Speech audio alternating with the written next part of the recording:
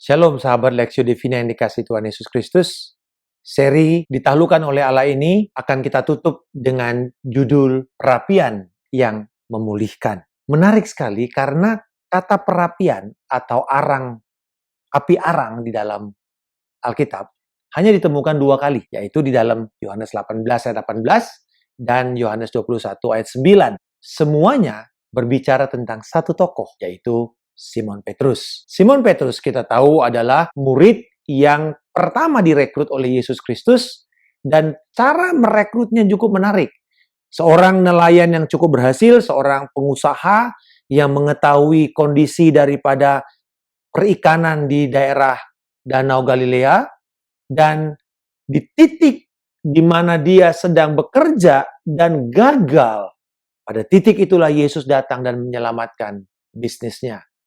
Di mana di dalam keadaan di mana dia sudah tidak bisa mendapatkan ikan semalaman, Yesus melakukan mujizat dan membuat dia harus mendapatkan kelimpahan sampai hampir tenggelam perahunya. Dan di situ dia bertobat, dia berkata, "Nyala Tuhan daripada aku tidak layak untuk menjadi muridmu." Tapi Yesus merekrut dia. Kata Simon artinya buluh atau bambu yang gampang untuk diombang-ambingkan oleh angin.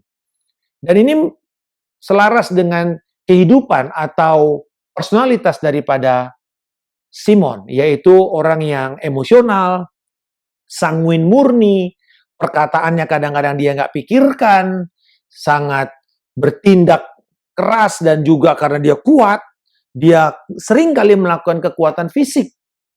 Kita tahu bahwa ketika Yesus ditangkap, dia mencabut pedang dan membacok atau memukul, memotong telinga daripada hamba imam besar itu yang namanya Maltus.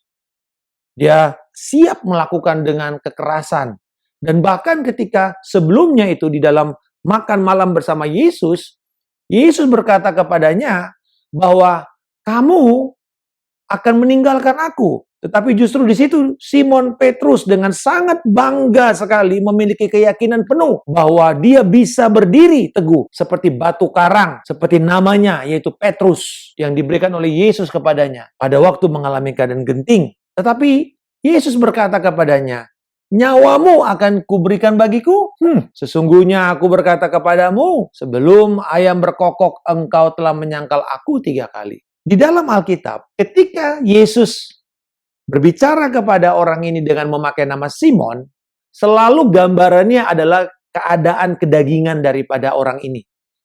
Sombong, merasa diri paling hebat, bangga, kuat, melakukan dengan kekuatan fisiknya, seringkali berbicara, tidak dipikirkan. Dan Yesus menegur dia dengan memakai kata Simon. Tetapi kalau dia berbicara tentang panggilan hidupnya, Yesus memanggil dia dengan Petrus.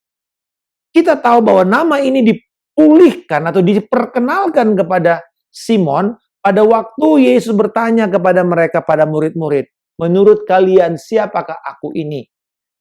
Dan tiba-tiba Simon mendapat pewahyuan dari Allah dan berkata, "Engkaulah Mesias, anak Allah yang hidup." Dan Yesus berkata, "Berbahagialah engkau Simon bin Yunus." Kata Yunus itu artinya juga Yohanes. Simon bin Yohanes, anak Yohanes. Karena bukan kamu yang mengatakan, tapi Bapamu di sorga yang mengatakan kepadamu. Dan hari ini namamu Petrus.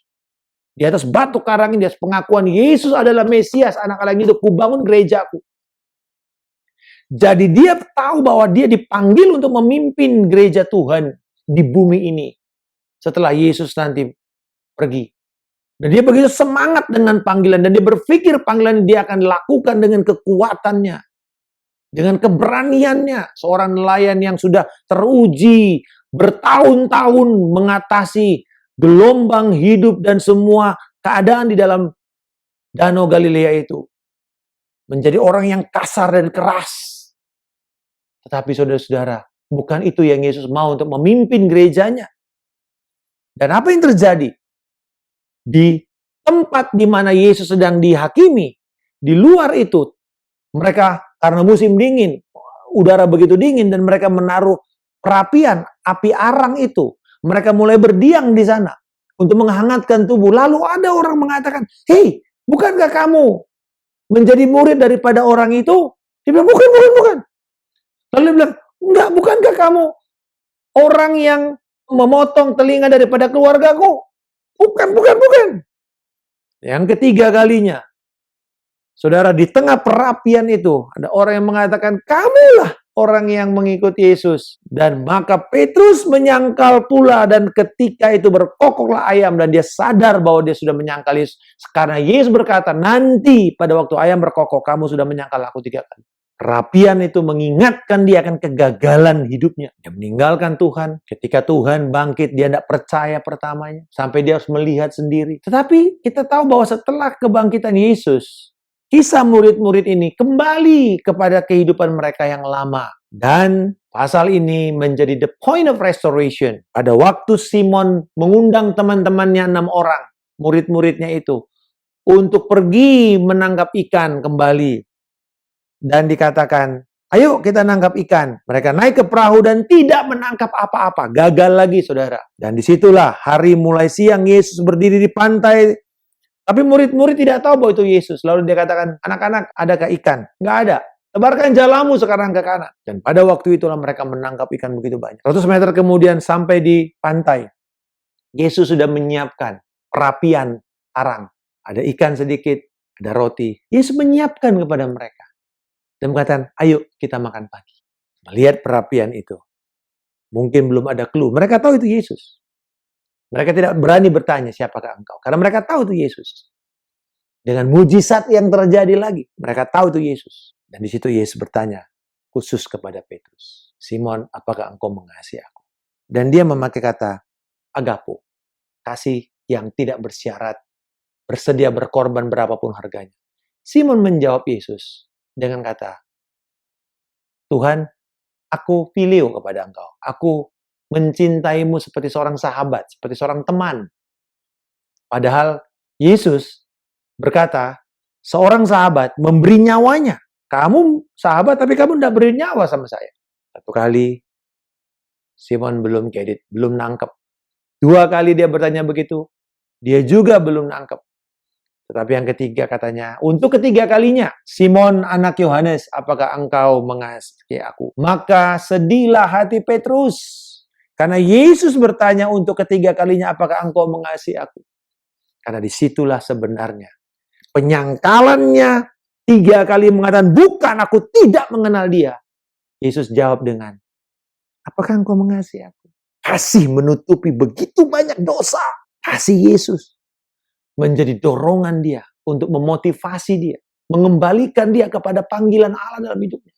Karena kemudian dia berkata, kehancuran hati Petrus ini dipakai kata hancur, berduka, deep grief. Ketika dia sedih sekali, disitulah Yesus memulihkan dan berkata, Tuhan, engkau tahu segala sesuatu. Engkau tahu bahwa aku mengasihi engkau. Kata Yesus kepadanya, gembalakanlah domba-domba. Panggilan Allah ini dimulai dengan pemulihan orang yang telah ditaklukkan oleh Allah. Orang yang selama ini kuat, merasa diri hebat, ditaklukkan dengan mengingatkan dia akan kegagalan dia. Apakah cara ini sepertinya kasar? Enggak. Karena seringkali kita perlu diingatkan kegagalan kita, bukan untuk mendakwa kita, tapi untuk memulihkan kita dan melihat bahwa ada pengharapan di dalam Tuhan. Ada kasih Allah yang akan memulihkan kita. Dan makan pagi ini berbekas kepada Petrus. Karena kemudian di tengah-tengah pelayanan dia di dalam Kisah Rasul 10, ia menampakkan diri. Bahkan juga dikatakan bahwa ketika dia mulai berkhotbah, dia menampakkan diri bukan kepada seluruh bangsa, tetapi kepada saksi-saksi yang sebelumnya telah ditunjuk Allah, yaitu kepada kami yang telah makan dan minum bersama-sama dengan dia, bahwa ia bangkit dari antara orang mati. Setelah Yesus bangkit, Yesus mengundang dia makan, dan disitulah bekasnya. Dan pernyataan di dalam momen restoration ini, saudara, momen pemulihan ini, dituliskan lagi oleh Rasul Petrus kepada jemaat dalam surat 1 Petrus 5 ayat yang kedua. Gembalakanlah kawanan domba Allah yang ada padamu. Jangan dengan paksa, tetapi dengan sukarela sesuai dengan kehendak Allah. Dan jangan karena mau mencari keuntungan, tapi dengan pengabdian. Petrus yang sudah diubah ini sungguh menjadi batu karang. Karena kemudian dia mengikuti Yesus dengan kerendahan hatinya. Dan memberi dirinya melayani Yesus sampai mati. Karena 34 tahun kemudian setelah peristiwa Yohanes 21 ini, Petrus dijatuhi hukuman mati oleh Nero dan kemudian disalibkan terbalik karena Yesus Kristus. Dan di situ dia membuktikan bahwa dia telah setia kepada Tuhan sampai titik darah terakhir. Kegagalannya sebelumnya ditebus oleh Yesus, dipulihkan oleh Yesus, dan dikuatkan untuk dia menyelesaikan pertandingannya menjadi pemimpin gereja yang menjadi teladan. Gembala seperti Gembala Agung Yesus Kristus. Dia menjadi gembala. Hari ini, apakah engkau bersedia mengikut Yesus berapapun harganya? Baik dikala suka maupun duka. Bersediakah engkau mengikut Yesus?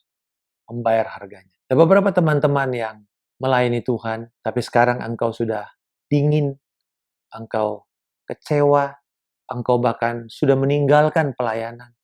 Engkau menjadi sangat skeptis dengan pelayanan.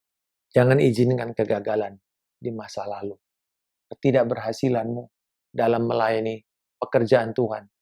Bahkan engkau gembala tapi engkau berpikir, forget it. Saya mendingan kembali ke bisnis saya yang lama. Saya lebih berhasil di sana. Tapi Tuhan mengatakan, kasih Tuhan lebih kuat daripada kegagalanmu. Oswald Sanders berkata, motivasi kita yang terutama di dalam melayani Kristus bukan ambisi, bukan ingin sukses, tapi karena kita mengasihi Kristus yang telah lebih dahulu mati buat kita. Bersediakah engkau untuk mengizinkan Tuhan memulihkan luka-lukamu, kegagalanmu, kepahitanmu, kekecewaanmu karena mengikut Yesus? Lalu hari ini, kasih-Nya itu menyembuhkan engkau. Bapa di surga, hari ini bagi mereka yang sedang kecewa karena dilukai, karena gagal di dalam pelayanan, biarlah engkau pulihkan, engkau sembuhkan, engkau bangkitkan kembali mereka. Seperti hamba-Mu, Petrus, mereka menjadi orang yang lebih hebat, lebih kuat, lebih efektif, dan lebih berpengaruh untuk pekerjaan Injil. Bukan sebagai ajang pembuktian diri, tapi sebagai wujud respons kasih kepada Kristus. Terima kasih Tuhan untuk berita firman-Mu pada hari ini. Di dalam nama Tuhan Yesus Kristus yang berdoa. Amin. Salam kemenangan. Saya Pendeta Markus Simanjuntak.